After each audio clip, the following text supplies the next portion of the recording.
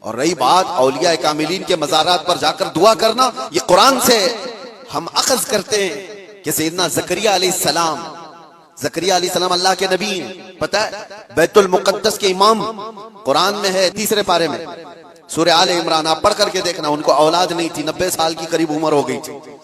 رب تعالیٰ فرماتا ہے ہنالک دعا زکریا ربہ قال رب ہب لی من لدنک ذریۃ طیبۃ انک سمیع الدعاء۔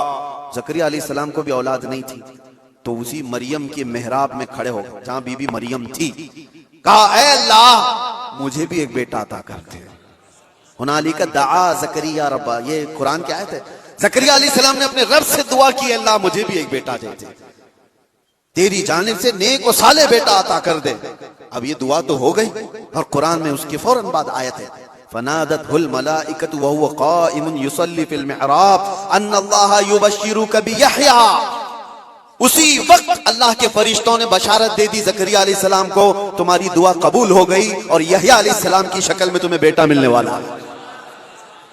اتنی تیز دعا۔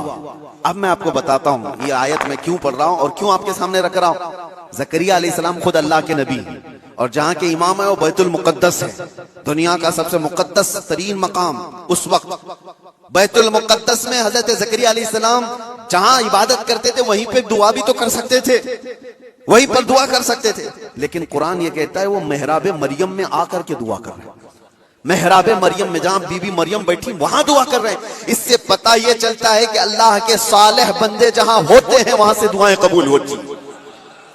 پتہ چلا جہاں نیک و صالح اللہ کے ولی رہا کرتے ہیں وہاں سے جب نبی کی دعا قبول ہوتی ہے تو پھر امتی کی کیوں نہیں قبول ہوتی؟ اور فوراً دعا قبول ہوئی اور بیٹا بھی ملا۔ اب یہ لوگ کہتے ہیں غریب نواز کے یہاں جاتے ہیں تو کیا بیٹا ملتا ہے؟ بیٹی ملتی ہے، اولاد مانگنے جاتے ہیں۔ ظالمو تمہیں پتہ نہیں زکریا علیہ السلام بی بی مریم کے پاس کھڑے ہو کر بیٹا مانگے تھے تو بیٹا نبی کی شکل میں ملا تھا۔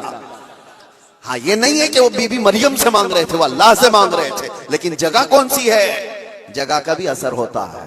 بلا تمثیل میں آپ سے کہہ رہا ہوں کہ ہم پتہ نہیں کیسے کیسے گناہوں میں مبتلا ہیں، یہاں سے نکل کر کے ہم ان پاک ستھری جگہوں میں جاتے ہیں جہاں اللہ کے ولی آرام فرما، اور اس جگہ پر کھڑے ہو کر ہم اللہ ہی سے دعا کرتے ہیں، اور پاکیزہ مقام کی برکت سے اللہ دعائیں قبول کرتا ہے۔